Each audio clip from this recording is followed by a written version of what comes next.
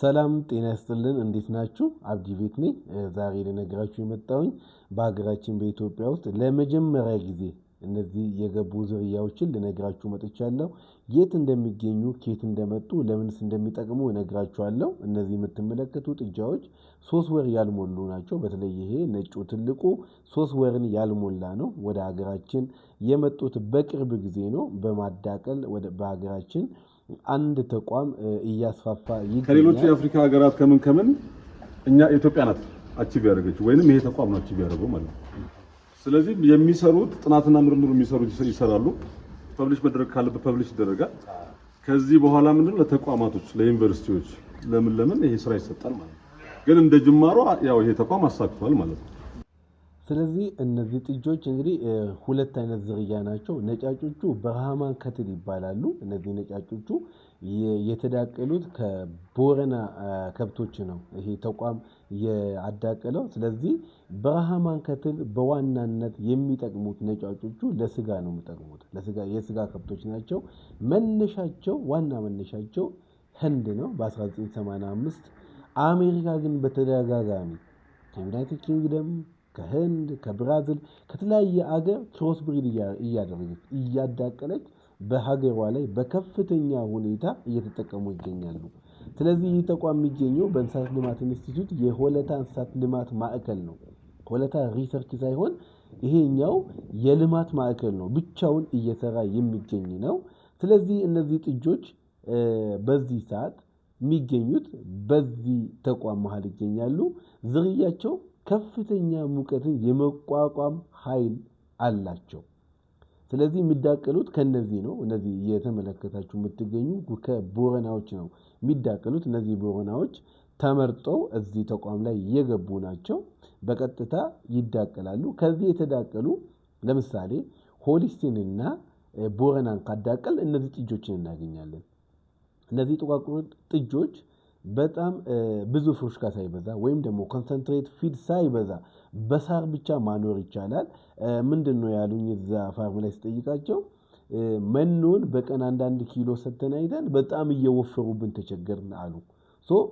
ምንድነው ለስጋ ከብቶች ብዙ ወጪ ሳታወጡ እነዚህ ማድለብ ይቻላል ማለት ነው።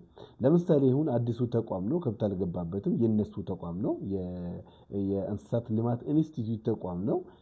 ከብቶቹ እዚህ ጋር ይዝናናሉ። አሁን ገና በማስፋፋት ላይ ያሉ ነው። በአፍሪካም በአንደኛ ደረጃ እየሰሩ ያሉ እያሳኩ ያሉ ይሄኛው ተቋም ነው። እንደምትመለከቱት ይሄኛው ሼድ በጣም እጅግ በጣም ሰፊ ሼድ ነው። እያንዳንዱ ከብት በዚህኛው ኩብክል ውስጥ ገብቶ ነው የሚቆመው።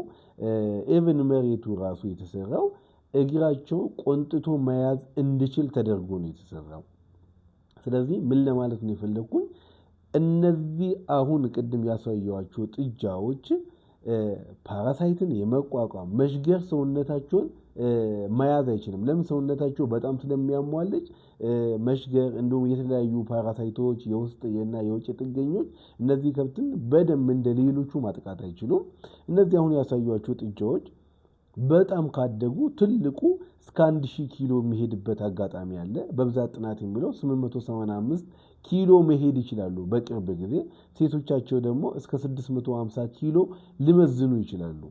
ስለዚህ ይሄኛው ፋርም የተዘጋጀው እነሱን በማስፋፋት እንዲሁም ይሄኛው ተቋም አቺቭ ስላደረገ ወደ ዩኒቨርሲቲዎች የተለያዩ የምርምር ማዕከሎች እየወሰዱ ይሄኛውን ዝርያ እንዲያባዙ ነው የነሱ አላማቸው። ስለዚህ ምንድነው በእነዚህ ከብቶች ላይ የተሰራው በመጀመሪያ ደረጃ ሆሊስቲን እና ቦረና ማዳቀል ነበር። ቦረና ድርቅ በገባበት ጊዜ በዛ ጊዜ ነው እነዚህ ላሞችን ሄዶ በማምጣት እነዚህ ላሞችን እያዳቀሉ ከሆሊስቲን ጋር እያዳቀሉ ዝርያ ማሻሻል ክሮስ ብሪድ እያደረጉ እየሰሩ ነበረ። አሁን ደግሞ ምን እያደረጉ ነው? ብርሃማን ከትል የሚባለውን ከህንድ ሀገር በማስመጣት ሀገራችን ኢትዮጵያ ማለት ነው በማስመጣት ከቦረና ጋር በማዳቀል የስጋ ከብቶችን እየሰሩ ነው። እንዲሁም ደግሞ ሴሜንታል ከትል የሚባሉ ምናልባት መግቢያ ላይ ያሳያችሁ ጥጃዎች እነዛ ጥጃዎች ቀያዩ ጥጃዎችን አይታችሁ ከሆነ ቀያዮቹ ሴሜንታል ከትል ናቸው። ኦሪጂኔታቸው መነሻቸው ከዩሮፕ ከጀርመን ነው የተነሱት። በተለይ ጀርመን ሀገር እንደ ብራዚል እነዚህ ሀገሮች የኛውን ከብቶች በደንብ ይጠቀማሉ። ለሁለት አይነት መጠቀም እንችላለን። ነጫጭ ቀያይ ጥጆቹ ማለት ነው። አንደኛ ለስጋ፣ ሁለተኛ ደግሞ ለወተት ምርት መጠቀም እንችላለን። እስካሁን ካሉ ከብቶች ሁሉ ሴሜንታል የሚባሉት ማለት ነው ማንበብ ትችላላችሁ። ሴሜንታሎች የወተት ምርታቸው በጣም እጅግ ከፍተኛ ነው። የኛውንም ደግሞ በሀገራችን ለመጀመሪያ ጊዜ የተሳካ ሙከራ ተደርጓል። በቅርብ ጊዜ ወደ ዩኒቨርሲቲ እና እንዲሁም ወደ ተለያየ ሪሰርቾች እየሰፉ ይሄዳሉ። ስለዚህ በወተት ምርት የተሻሉ ናቸው።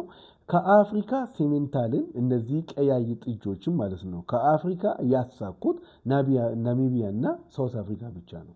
እነዚህ ሁለት ሀገር ብቻ ነው ያሳኩት። ስለዚህ ሀገራችን ኢትዮጵያ እጅግ በጣም ተስፋ አላት። በእንስሳቱ ዓለም አሁን ከአፍሪካ አንደኛ ከዓለም አምስተኛ የምንባለው ምንድነው? ቀንድ ነው የምንቆጥረው። ጥራት ላይ በጣም ነው የሚያንሰን። ስለዚህ አሁን ይሄ ተቋም ጥራት ላይ እጅግ በጣም እየሰራ ነው። የኤአይ ወይ ደግሞ በሰው ሰራሽ የሚሰለጥኑ ሰዎችን ለ3 ወር እያሰለጠኑ ወደ ሀገሪቱ እየለቀቁ ይገኛሉ። ስለዚህ ምን ማለት ነው? በአጠቃላይ ወደ እናንተ የመጣው ከቦረና ከሆልስቲን እያዳቀሉ ከሲሜንታልና ቦረናና ሆልስቲን ባርማንና ቦረና እነዚህን እያዳቀሉ ቆንጆ ዝርያ እየሰሩ ይገኛሉ። ስለሆነ በቅርብ ጊዜ እነዚህ ዝርያዎች በእያንዳንዱ አርቢዎች መሃል ይገባል የሚል ዓላማ ነው ይዞ የተነሱት።